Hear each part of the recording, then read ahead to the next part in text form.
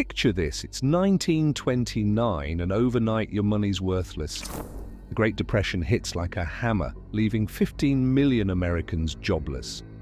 When grocery stores might as well be jewelry shops, families had to think differently about food.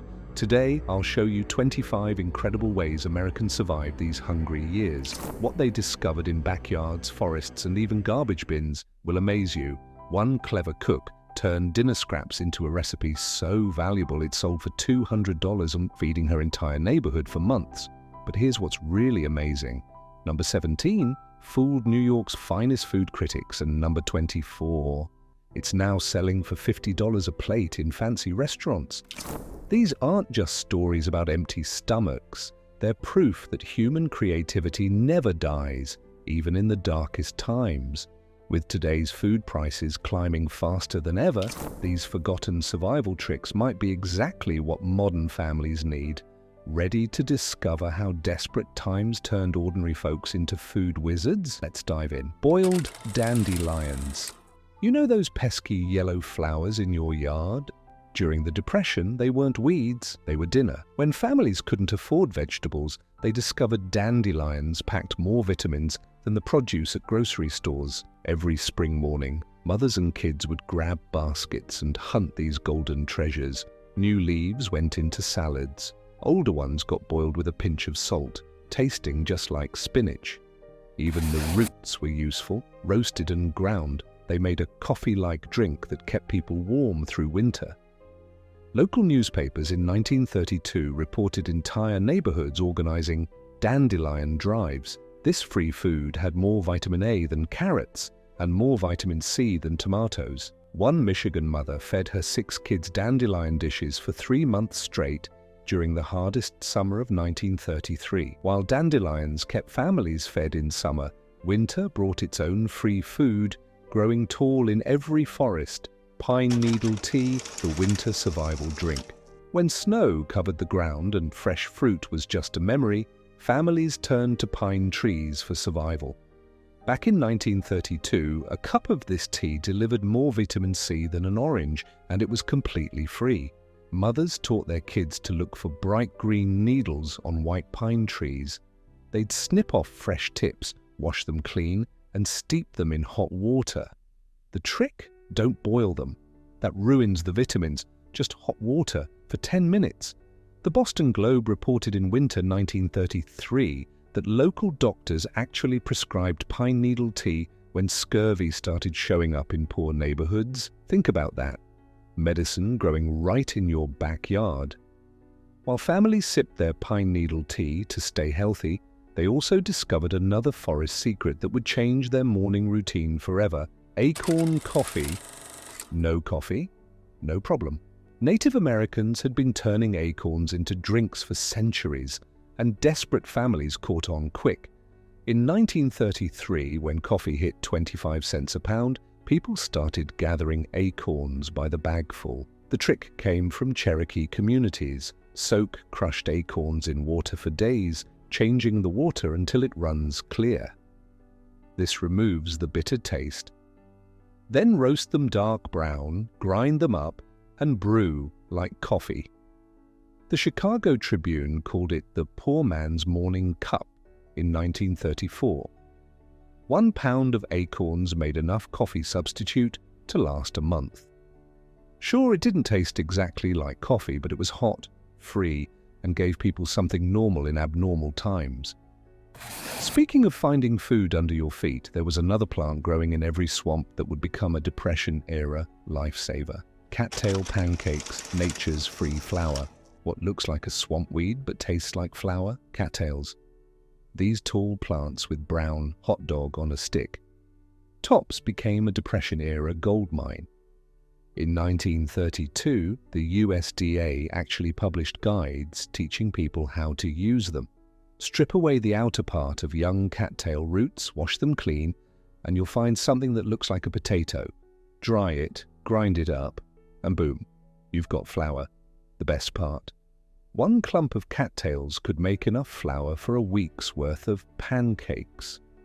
A Minnesota newspaper in 1933 reported that cattail pancakes saved an entire logging camp when their supply wagon couldn't get through. The cook just mixed cattail flour with water, added wild berries, and kept 50 men fed for 2 weeks. While some folks were pulling food from swamps, others found something sweet growing wild in every forest and field. Wild berry mush, nature's free dessert. When sugar was a luxury, wild berries became gold. During summer 1933, families picked blackberries, raspberries, and mulberries growing along railroad tracks and in empty lots. These weren't just snacks. Clever cooks turned them into meals that lasted. The secret? Cook berries down with a bit of cornmeal until thick. The Detroit News reported mothers mixing just 1 cup of berries with cornmeal to feed 6 kids breakfast. Some even canned their berry mush to save for winter. Iowa farm records show families marked berry patches on maps, trading information about the best picking spots. A single afternoon of gathering meant a week of sweet meals, completely free. Now, while berries made meals sweeter, there was another plant most people considered a nuisance that would become an unexpected dinner hero: thistle soup, the prickly delicacy. That prickly plant everyone hates. During the Depression, it became dinner. Young thistle plants, picked before they get tough, taste surprisingly like expensive artichokes. In 1932, immigrant families taught their neighbors this old-world secret. The trick was timing. Gather them in early spring when the stems are tender. Strip off the thorny parts, peel the stems, and you've got free vegetables. Smart cooks would mix them with potatoes to make a rich soup that kept bellies full. The Milwaukee Journal reported whole neighborhoods organizing thistle gathering parties in spring 1933. One Polish grandmother showed her block how to identify safe plants, saying, "What Americans call weeds, we call dinner." Each plant provided enough food for 2 bowls of soup. Farm records show that thistle soup became so popular, city officials had to stop people from over-harvesting in public parks. A single afternoon of gathering could feed a family for 3 days. Looking for more free greens, people soon discovered another common plant that would change their salad bowls forever. Dock leaf dinner, the wild spinach. Those big green leaves growing along fences and ditches. They saved countless families from hunger. Dock leaves, nature's free spinach, pack more iron than expensive vegetables from the store. The Minneapolis Star detailed how Native Americans taught city folks to spot young dock leaves in spring 1933. "Look for the red stems," they said. "That's how you know they're good to eat." Just boil them for 10 minutes with a pinch of salt. One Oklahoma mother fed her kids dock leaves 3 times a week during the hardest months. Her recipe spread through church groups. Mix boiled dock leaves with a tiny bit of saved bacon grease, and kids would eat them like candy. County extension records show home economists teaching dock leaf cooking classes. Their motto? Before you buy greens, check your backyard. One patch could provide fresh vegetables for a month. When summer heat wilted the dock leaves, another surprise food source started popping up in fields everywhere. Milkweed soup, the silky survival food. Those tall plants with silky seeds flying in fall. Smart Depression-era cooks knew milkweed's secret. The young pods taste just like green beans. In 1932, farm bulletins spread the word about this free food growing in every field. The Chicago Daily News reported how Mrs. Sarah Miller taught her neighbors which parts were safe to eat. "Pick the pods when they're soft as butter before the silk forms," she'd say. She'd simmer them with potatoes and wild onions to make a soup that neighbors swore tasted like cream of chicken. Extension service records show agents teaching milkweed safety across the Midwest. One field agent wrote, "A family of 4 can gather enough pods in 30 minutes to make 3 meals." Native American communities showed settlers that boiling the pods twice made them tender as garden vegetables. While milkweed filled summer soup pots, creative cooks were figuring out how to turn everyday ingredients into something that tasted like dessert. Frozen cream on bread, the poor man's ice cream. During winter 1933, mothers found a clever trick to make dessert from almost nothing. They'd let milk freeze just enough to form ice crystals, then quickly scrape it onto bread with a sprinkle of sugar. Kids called it poor man's ice cream. The Pittsburgh Press shared how Mrs. O'Connor started this trend in her tenement building. "Save yesterday's milk in the windowsill until ice crystals form," she taught neighbors. Soon, mothers across the city were doing it. One joked to reporters, "My kids think they're eating at the fancy ice cream parlor." Extension Service records show home economists teaching this trick in northern states. "Turn winter's cold into a treat," they'd say. A single bottle of milk could make treats for 10 children, costing less than a penny per serving. While frozen milk delighted kids, adults were working on something even more remarkable, turning a handful of meat into dinner for 15. Meat loaf stretcher, the 1-pound miracle. In 1933, when meat cost 25 cents a pound, Chicago mother Rose Miller created a recipe that turned heads. She could feed 15 people with just 1 pound of ground beef, a trick that spread through food lines like wildfire. The secret? Mix meat with oats soaked in saved vegetable water, plus grated potatoes and onions. The Milwaukee Journal reported how Rose taught other mothers her method at church gatherings.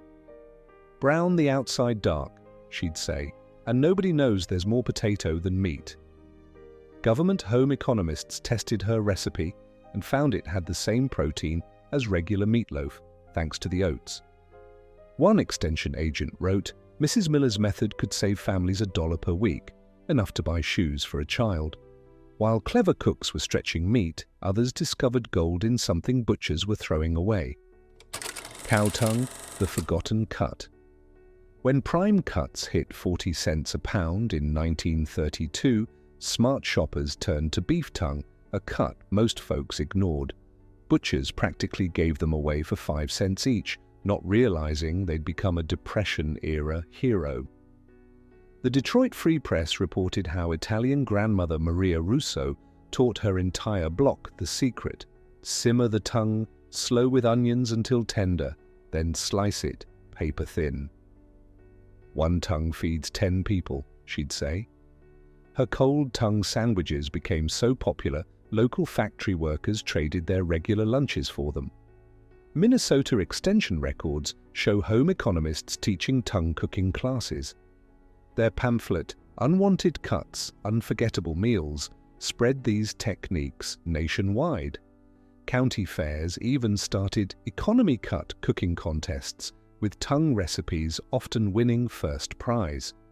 One Chicago butcher shop reported selling more tongue in 1933 than they had in the previous 10 years combined. Smart cooks knew that slow cooking made it taste better than expensive roast beef.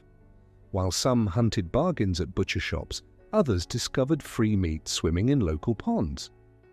Turtle soup, the pond protein.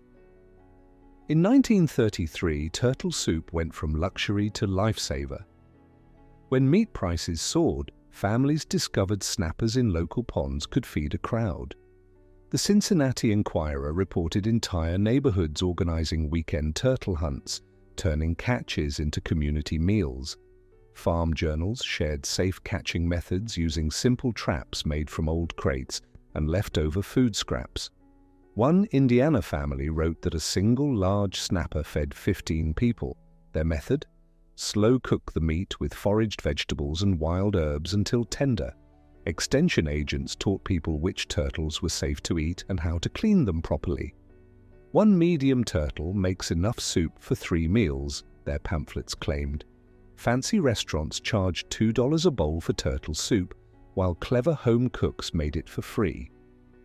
While pond waters provided protein, prairie families found another unexpected meat source hiding in their fields.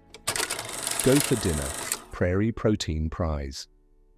The 1933 Kansas Farm Bulletin revealed how prairie families turned pesky gophers into protein gold. When meat prices doubled that spring, farmers discovered these garden pests could actually save their dinner tables. The Topeka Daily Capital featured the Jensen family's method: trap gophers using homemade wire snares, clean them carefully, then slow cook with root vegetables. One good-sized gopher feeds 2 adults, Mrs. Jensen explained. Her gopher stew recipe, seasoned with wild sage, spread through rural communities. Agricultural extension records show agents teaching proper trapping and preparation across 5 states. A Nebraska county report noted, families catching 3 gophers weekly save $1 on meat costs, enough to buy shoes for a child. The practice got so popular that the USDA published Gopher from Pest to Plate guides. One rural doctor noted these free-range animals were actually healthier than expensive store meat. While prairie folks hunted gophers, coastal families were discovering treasure in what fishmongers threw away. Fish head soup, coastal kitchen magic. The 1932 Boston Herald revealed how Portuguese fishing families turned discards into gold.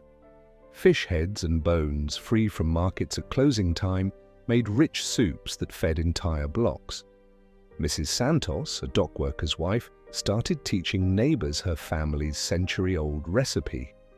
"The secret's in the slow simmer," she shared with reporters. "Let those heads cook until the broth turns milky." Added potatoes, onions, and foraged herbs transformed free scraps into meals that rivaled restaurant chowder. Local cannery records show workers taking home 50 pounds of fish heads weekly. One community kitchen in Gloucester fed 30 families daily using just discarded fish parts. The Board of Health even praised these soups for preventing malnutrition in coastal towns. A Maine fishing town saved $300 in food costs 1 month through fish head collection. Market owners started saving heads specifically for soup kitchens.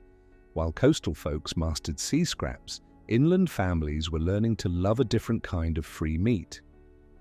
Squirrel gravy, backyard bounty. In 1932, rural families turned backyard squirrels into what they called tree meat. The Louisville Courier documented how one Kentucky woman fed 6 families using just 2 squirrels a week, stretching each one with her famous gravy trick. Her method spread through Appalachian communities: simmer every scrap with flour and saved cooking grease until the gravy turned rich brown. "Pour it over biscuits," she taught neighbors, "and nobody leaves hungry." Wild onions and foraged mushrooms added extra flavor. Southern farm records show hunting licenses jumped 60% that year. Extension agents taught safe hunting and cleaning methods. One agent noted, "A family saving 3 squirrels weekly cuts meat costs by half." They even suggested using walnut-fed squirrels for the best flavor. Schools started teaching squirrel hunting in rural areas. The program fed 200 families in one Tennessee county alone. While country folks hunted tree meat, city dwellers created something amazing from just black pepper and hot water. Pepper slop, the coal miner's meal. In mining towns of 1933, families created filling meals from nearly nothing. The Pittsburgh Post covered how Mrs. O'Malley's pepper slop fed miners on pennies a day. Pour boiling water over stale bread, add black pepper and salt. That's it. "Hot pepper tricks your stomach into feeling full," she told the paper. Her recipe spread through coal camps from Pennsylvania to West Virginia. Adding a splash of saved meat drippings made it taste rich. Mining company records show commissaries stocking extra pepper when paychecks ran short. One camp cookhouse served 100 bowls daily at a penny each. A doctor noted it helped miners stay warm during long shifts underground. Extension agents recorded 23 variations of pepper slop across mining regions. Some added onions or potato peels when available. While miners filled up on pepper slop, clever cooks were creating fake meatballs that fooled even restaurant owners. Meatless meatballs, the Great Kitchen Con. 1933. Chicago Tribune broke a story about Anna Kowalski's famous meatballs that fooled an entire restaurant. Her secret? Day-old bread soaked in onion water mixed with crushed crackers and just a spoonful of meat drippings. Shape them small, she taught at community kitchens, and brown them dark. Her meatballs cost 3 cents per dozen when real ones cost 25 cents. Local diner owner Mr. Thompson offered to buy her recipe for $5, thinking it was authentic Italian.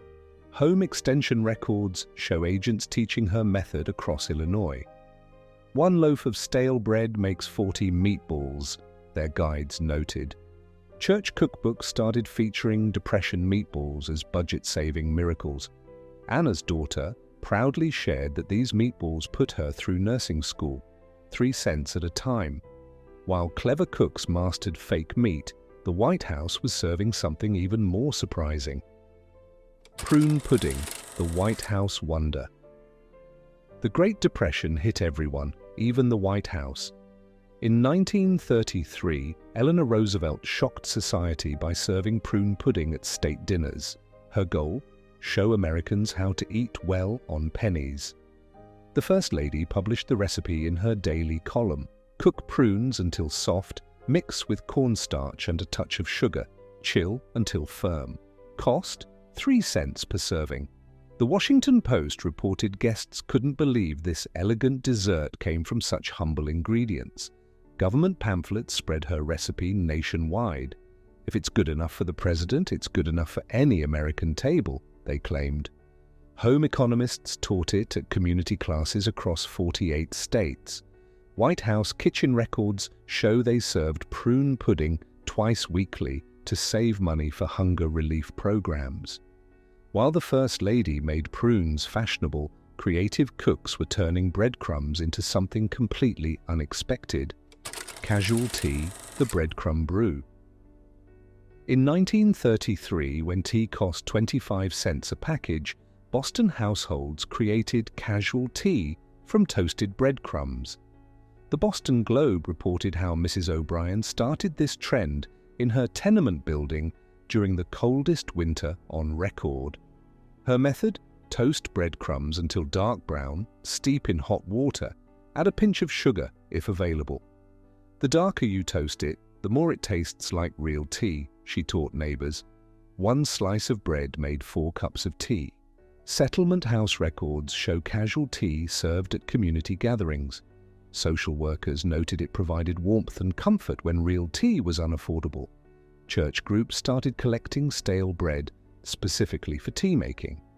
Women's clubs spread the recipe through penny pamphlets titled Warmth Without Wealth. 1 cup cost nothing but provided the ritual of tea time.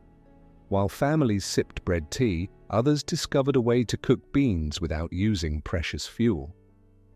Haybox beans, no fuel cooking magic. The winter of 1933 brought a game-changing discovery. The Des Moines Register reported how farm wife Sarah Miller taught her community to cook without fuel using hay boxes. Her method spread like wildfire through the Midwest. The technique was simple but brilliant. Bring beans to a boil, then nest the hot pot in a box filled with hay. The insulation kept cooking going for hours without fire. 1 load of firewood lasts twice as long, Miller explained to extension agents. Farm records show entire communities adopting haybox cooking. One Iowa county reported 200 families using the method by spring. The savings were significant. One mother calculated she saved 50 cents weekly on fuel, enough for a loaf of bread daily. Government pamphlets praised it as the answer to America's fuel crisis. Some families even cooked 3 meals at once in their hay boxes. While clever cooks mastered fuel-free cooking, others turned fish scraps into something extraordinary. Spaghetti with carrots, Italian immigrant genius. In 1933, Boston's North End saw a budget cooking breakthrough. Italian immigrant Maria Russo showed her neighbors how to make pasta sauce without expensive tomatoes. The Boston Globe documented her carrot sauce revolution. Carrots cost 1 penny when tomatoes cost 5, she explained. Her method: slow cook grated carrots with onions until sweet and soft, add garlic and saved meat drippings for richness. Extension workers reported her sauce feeding 200 families that winter. Neighborhood records show weekly sauce lessons in church basements. One family saved $2 monthly switching to carrot sauce, enough for a week's bread. Settlement house logs noted children actually preferred the sweeter carrot version. New York and Chicago Italian communities adopted the recipe. By 1934, carrot sauce appeared in government cooking pamphlets nationwide. While immigrant kitchens mastered vegetable tricks, foragers were discovering free meat growing on trees. Mushroom stew, forest floor gold. In 1933, Michigan forester John Miller changed how folks thought about mushrooms. The Grand Rapids Press reported his free classes teaching families to safely identify edible mushrooms when meat hit 45 cents a pound. "One basket of mushrooms replaces a pound of beef," Miller explained in county extension meetings. His guide showed 4 safe varieties anyone could find: puffballs, morels, chicken of the woods, and meadow mushrooms. Each had distinct features making them foolproof to identify. State records show his mushroom clubs spreading to 12 counties. Members shared spots, taught safety rules, and traded preservation methods. One club fed 75 families through winter using dried mushrooms. Health department data confirmed 0 poisoning cases from Miller's trained foragers. His handbook became standard issue for extension agents nationwide. And there you have it, 25 incredible ways Americans turned almost nothing into nourishing meals. These recipes didn't just feed families, they proved human creativity never dies, even in the darkest times. If you found this look at American survival creativity helpful, hit that like button. Share this with someone who needs to save money on groceries. Got family stories about Depression-era foods? Drop them in the comments. Every recipe saved is history preserved. Don't forget to subscribe and remember, sometimes the best survival lessons come from the hardest times.